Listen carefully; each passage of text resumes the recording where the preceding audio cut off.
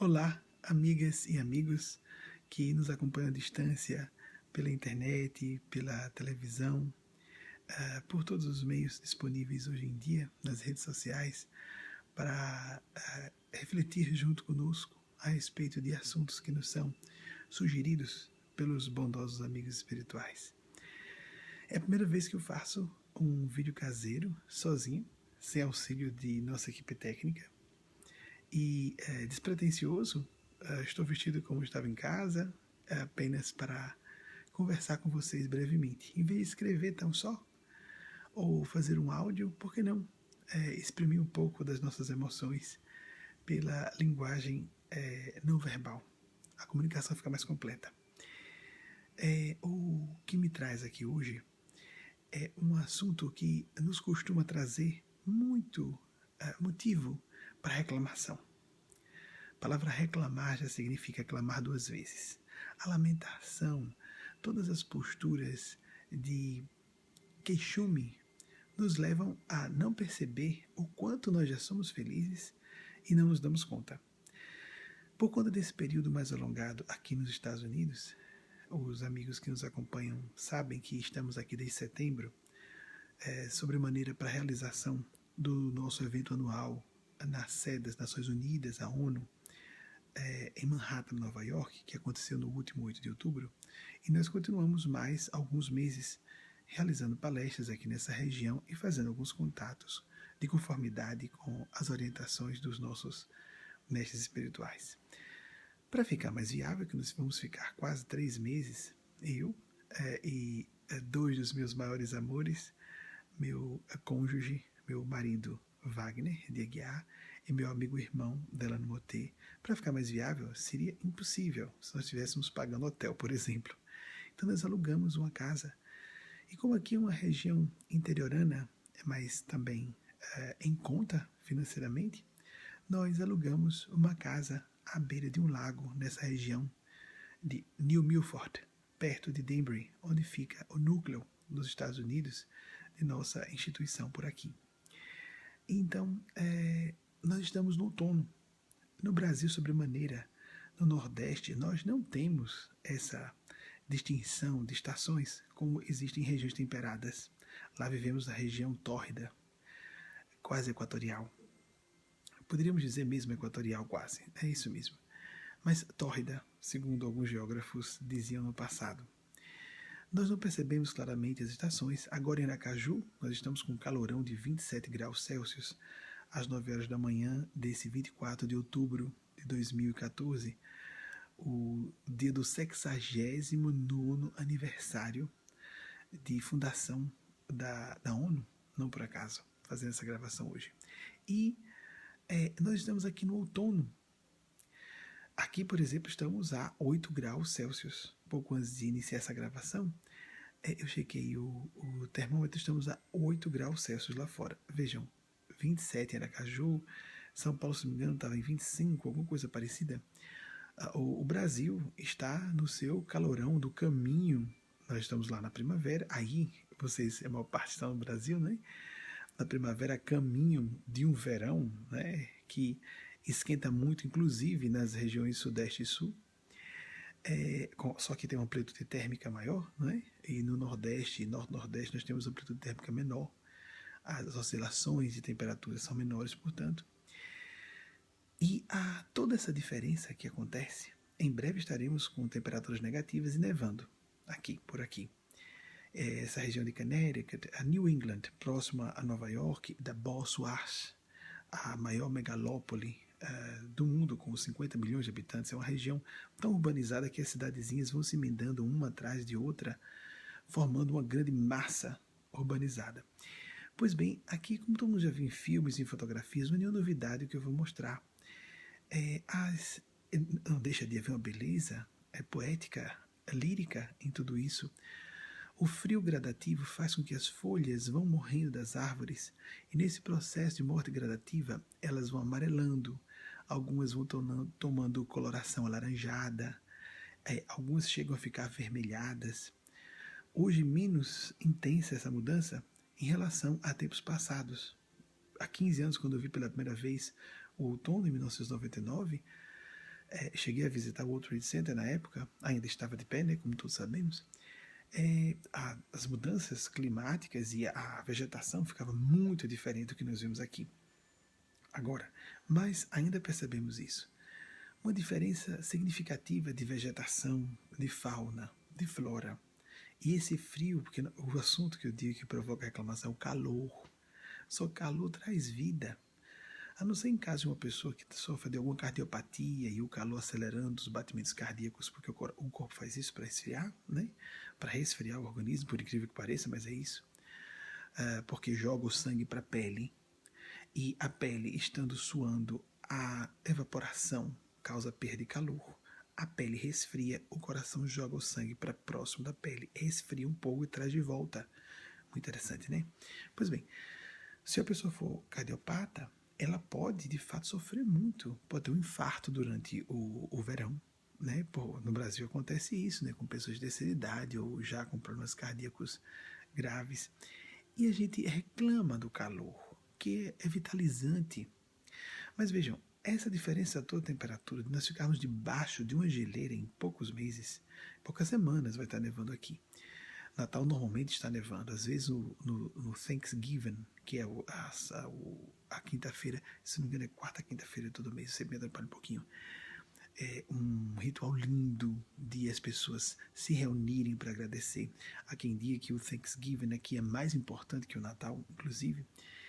E já está, às vezes, nevando. Né? Aqui está chuviscando, mas como estamos ainda muito acima de 0 grau, não está nevando.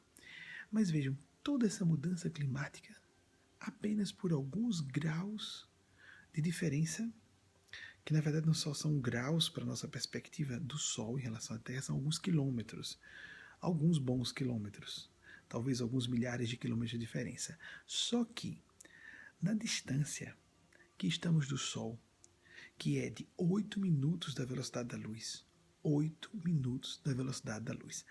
A luz faz, a cada 1 segundo, 300 mil quilômetros. Ela percorre 300 mil quilômetros a cada segundo. 300 mil quilômetros por segundo. É esse o número. Vejam só, aproximado. Vocês imaginem, faça com quem tiver curiosidade, multiplique isso pelos 60 minutos, 60 segundos de cada minuto, depois os 60 minutos, desculpem, atrapalhando tudo, os 60 segundos de cada minuto e depois 8 vezes para os 8 minutos. Vejam que gigantismo de distância, que proporção que o nosso cérebro nem processa direito isso aí. Agora a diferença é o quê? 2.000, 3.000 quilômetros pelo ângulo, porque a Terra está um pouquinho mais inclinada, o Sol se distancia um pouco em relação ao que está acontecendo no Brasil, por exemplo, e essa diferença climática toda. E essa diferença nos ecossistemas. E essa diferença daqui que a gente não pode, às vezes, atravessar da porta de casa para o carro sem estar agasalhado. Há pessoas que levam golpes de vento repentinamente no rosto e que chegam a sofrer paralisia facial. Há pessoas que perdem partes do corpo, nariz, orelha, se ficarem desprevenidamente debaixo do frio. A hipotermia, às vezes uma pessoa para o carro, sofre um problema, qualquer tipo de distúrbio no carro, e precisa caminhar, digamos, aquele tipo de percurso que a gente diz, não, eu chego ali rapidinho, são 800 metros que eu vou caminhar, ou 1 quilômetro, eu estou bem agasalhado. E a pessoa não percebe que está começando a sofrer hipotermia, ela começa a ficar fraca, sonolenta e desmaia no percurso e morre antes que o socorro chegue. Esse tipo de evento acontece aqui. Vejam só que coisa bárbara. Por alguns milhares de quilômetros, quem tiver curiosidade nessa área geofísica e astrofísica pode conseguir esses dados facilmente. Mas o que eu quero dizer é que essa diferença de alguns milhares de quilômetros dessa superfície aqui no hemisfério norte em relação ao Sol e do que está acontecendo no Brasil agora é suficiente para toda essa diferença. E que metáfora, além de pararmos de reclamar de uma coisa saudável, que favorece a vida, não por acaso a Amazônia está lá, né, as savanas africanas também, nessa região tórrida ou próxima do Equador, a vida prospera em todos os sentidos, né? Mas também nós temos nos ambientes frios, porque há uma dificuldade para se sobreviver. Existe aí a geofísica das culturas, das civilizações, autores diversos falaram sobre isso no passado, porque no ambiente frio, no passado, as sociedades precisavam se organizar melhor para poder, em período pequeno de sol, que propiciasse, por exemplo, a plantação. Não só a agricultura, mas a pecuária também, os animais precisavam ser alimentados. Durante poucos meses no ano, nos países nórdicos então, muito poucos meses, era necessário, naquele tempo difícil de poucos séculos atrás, as pessoas se prepararem para todo o inverno que viria. Acumular alimentos, etc. Então, a exigência de disciplina, de trabalho, de estoicismo, favoreceu o crescimento dessas civilizações. Porque as civilizações europeias, a civilização europeia de modo geral, e na própria Europa os nórdicos parecem mais prussianos, a palavra da Prússia, mais determinados, disciplinados, até cultos do que da Europa latina, de que nós somos basicamente descendentes no Brasil. Não é? Há imigração, mas basicamente temos essa cepa genética portuguesa muito forte e cultural. Da lamentação, da reclamação, isso é muito típico em Portugal. E nós temos isso no Brasil também. Né? E do pessimismo, como a visão de que é uma pessoa realista, pé no chão. Não, pessimismo é pessimismo. A gente pode ser muito realista sendo otimista, senão não faz nada. Não, ninguém vai se lançar uma iniciativa se não for um pouco otimista. E como nós podemos ser pessimistas, estúpidos, sem enxergar as probabilidades a nosso favor em vários sentidos. Muito bem. Agora, vejamos. Uma primeira metáfora. A distância, então, esses poucos 1000 quilômetros em relação aos 8 minutos da velocidade da luz até a Terra. Sendo que cada segundo a luz percorre 300 mil quilômetros. Multiplicando 300 mil vezes 60 e depois vezes 8. Vejam, este número gigante em comparação a alguns poucos 1000 quilômetros, alguns milhares de quilômetros, parece insignificante, mas é suficiente para causar toda essa mudança na fauna, na flora, no clima e nas culturas. O quanto, aí eu proponho a você, prezada minha, caro amigo, o quanto você puder se aproximar, porque nós fazemos isso, né? É difícil demais orar, é difícil mais eu melhorar minha perspectiva de otimismo, é difícil, várias metáforas podemos aproveitar a partir dessa informação, né, geofísica, climática, etc. O Sol como a divina providência. Estamos distanciados há quantos anos-luz, né, de distância da divina providência, etc. Estamos.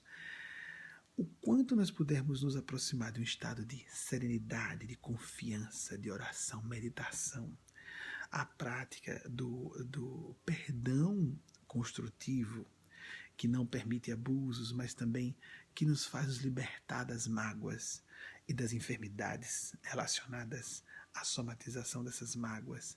O quanto nós podemos nos modificar com proporcionalmente a distância entre nós e o nosso ideal.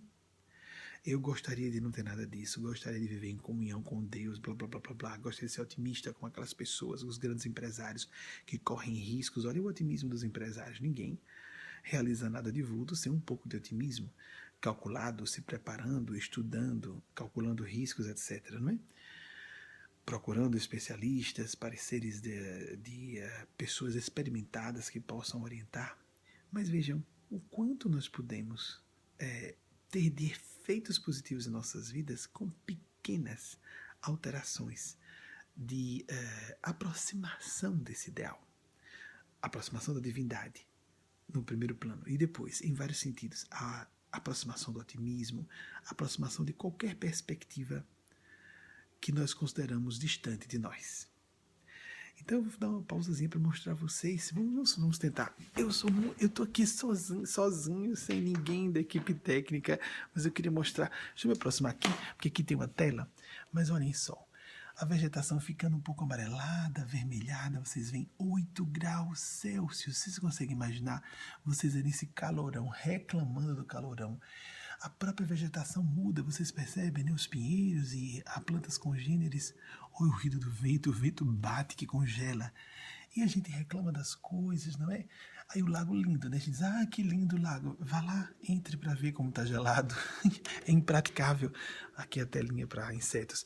Então, amigas, amigos, vamos fazer o possível para tornar nossa existência um caminho feliz de possibilidades de crescimento e, portanto, um pouco todos os dias. Já pensou se nós melhorássemos 1% a cada semana? São 52 semanas no ano. E se fosse 1% cumulativo, o percentual acumulado, percentual composto, acredito que seja o termo técnico, o efeito que seria não seriam só 52%, porque 1% e depois 1% que foi acumulado nas outras semanas. Nós não evoluímos 1% por semana. Sofremos saltos quânticos na evolução, mas vejam como a gente pode pensar em medidas menores. Não grandes saltos, mas pequenos passos. Lao Tse uma vez disse, a viagem de 1000 léguas, um grande Buda, um grande Cristo, começa com o primeiro passo. Dê um passo todos os dias, demos sempre um passo todos os dias. E a divina providência fará o resto por nós. Quando Jesus alimentou 5.000 homens sem contar mulheres e crianças pela multiplicação dos pães e dos peixes, ele perguntou aos apóstolos o que eles tinham. Ele não fez chover maná no deserto como fez Moisés. Ele diz, o que tendes? 2 peixes e 5 pães. Ele abençoou e mandou que os apóstolos distribuíssem. Nós temos que fazer isso. A disposição de oferecer algo de nós e depois a energia, a coragem de enfrentar a multidão dos problemas e solucioná-los. Um beijo no coração de todas e todos. Que os amigos espirituais nos inspirem e nos protejam sempre, mas que nós façamos a nossa parte. A espiritualidade jamais vai violar o nosso livre-arbítrio, inclusive para escolher, consciente ou inconscientemente, pelas nossas atitudes, rotas de infelicidade e frustração.